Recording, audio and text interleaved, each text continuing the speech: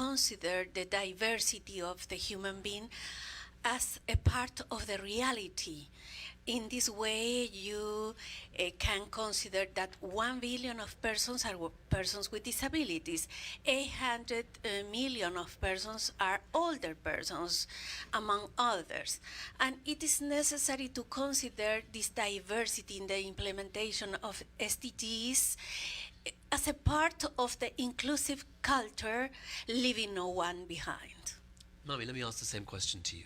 So building on what Soledad just said, I would say that an inclusive city would actually allow those people to be part of the policy making. So not only being the beneficiaries of inclusive policies, but representatives of people living with disability, women groups, youth groups, that they can be part with the local government and form the policy of inclusivity together. Nicole, tell me a little bit about what Heidelberg has done to be inclusive. Yeah. Following up on the two ladies here, as Heidelberg has a special committee in the city council dealing with disabilities, and so we have, it's not only dealing with, it's the representatives are also disabled persons, and so we have a lot of knowledge there, and we deal with the normal problems of the day-to-day life every day in the city council. And so what we do is we listen to everybody in the city, and we deal with the problems and with the ideas that come up through that discussions. And that committee includes people who have disabilities? Yes. Okay. So it's only people that have disabilities in that committee. And Heidelberg is also a centre for the large influx of migrants that Germany has taken in as well. So yeah. How are you what are you doing to kind of make those people feel that it's their city? We're actually a city, it's a small city, 160,000 people, but a third of our population has an immigration background. So we are also a very international city already. And our citizens are very interested in helping, volunteering, and working with the new people that come to Heidelberg. And so this is actually normal life. So we sometimes we have more volunteers than refugees, for example, if we have a special project. And it's really interesting, and we embrace everything that's new and that's special, and this is the way we keep our city growing and developing well. And to all of you, are there other cities that you think are doing well in terms of inclusivity of all different groups and communities of people, bearing in mind that one of the kind of central tenets of the Sustainable Development Goals is to leave no one behind? Soledad, perhaps we could start with you. I would like to mention that, in my opinion, the full accessibility is really necessary in the inclusive cities. And what is accessibility?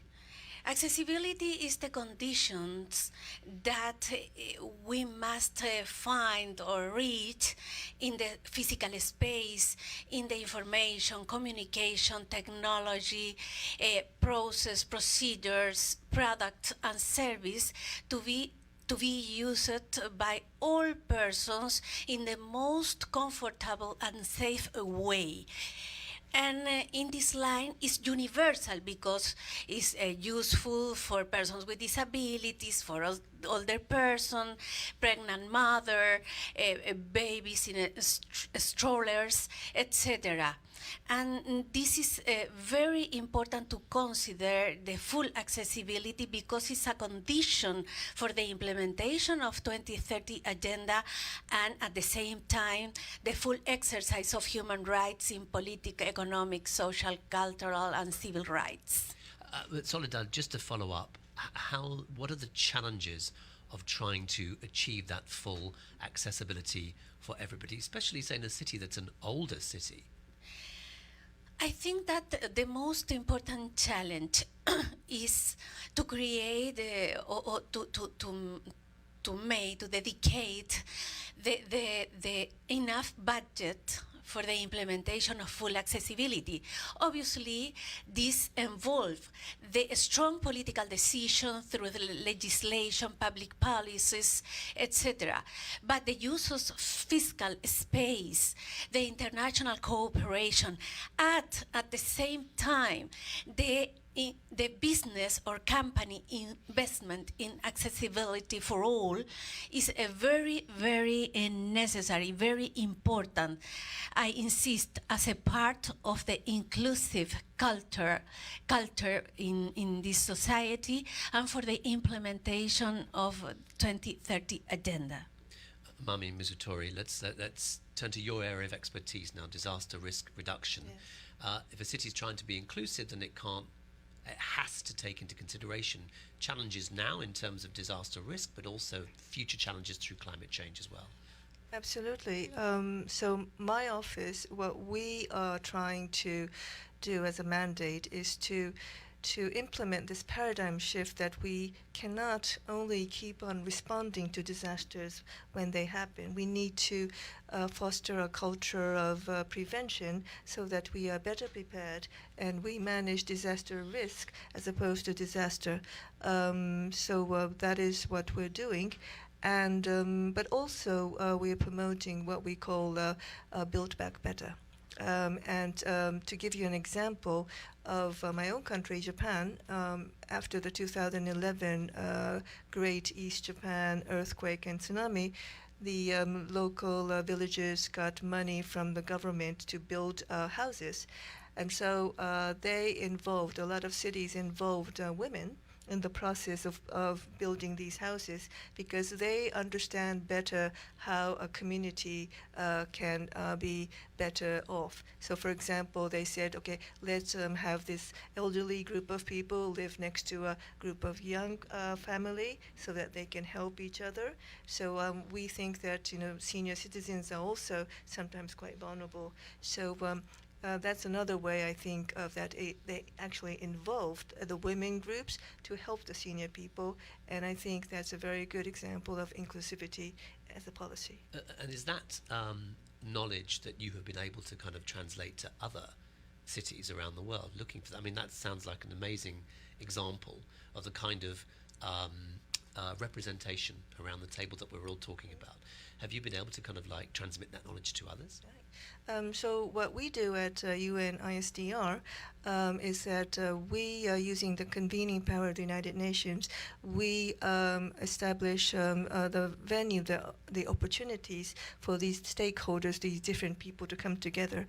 We have regional platforms, what we call large regional conferences on disaster risk reduction, or global platform, a big global conference, and there the people who should be included, they come, they tell their own stories, and they teach each other the lessons learned and the best practice. So that's what we do, and through those occasions, yes, we have been able to transmit and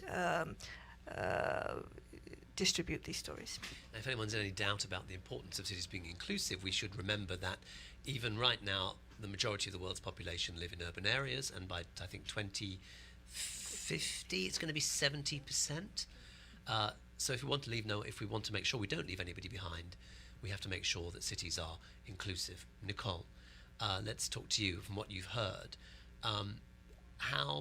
What does Heidelberg need now from the UN system to go further? What can it actually offer to the international community as well? So Heidelberg just joined the SDG Leadership Network, and we really would like to offer our knowledge, and what the UN could do for us is ask us. I mean, because the cities are not really asked in that process. But at the end, it's always the city that deal with the problems because it's where the people live.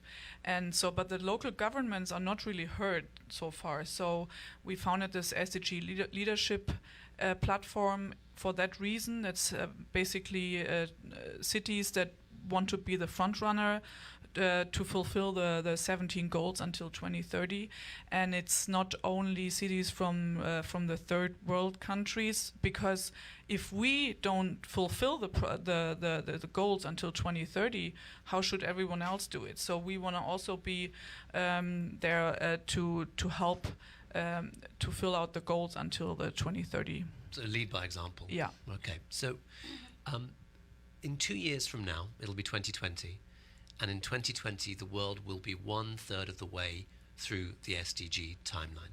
It's a big moment. From each of your different perspectives, what is the conversation you want to be having in 2 years from now? Soledad, let's start with you. Well, it's a complex question because from the level of United Nations, in my opinion, it is necessary the consensus among the states parties in the topic of accessibility. I insist about the topics of accessibility because it represents the way that the person can exercise their rights. Examples in the daily come and go. Traffic lights with sound, metro accessible, channels of television with accessibility. It's not only ramps, it's more than ramps. It's all the different topics, automatic cashiers with accessibility in an inclusive city. And in the level of the states parties, I think that the nationals reviews, volunteer national reviews, is necessary to board the topic of inclusive cities, in my opinion, in terms of accessibility.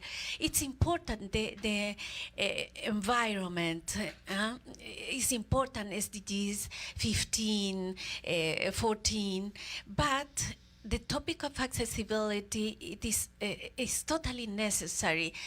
Without accessibility, it's not possible to speak to or about a real sustainable development.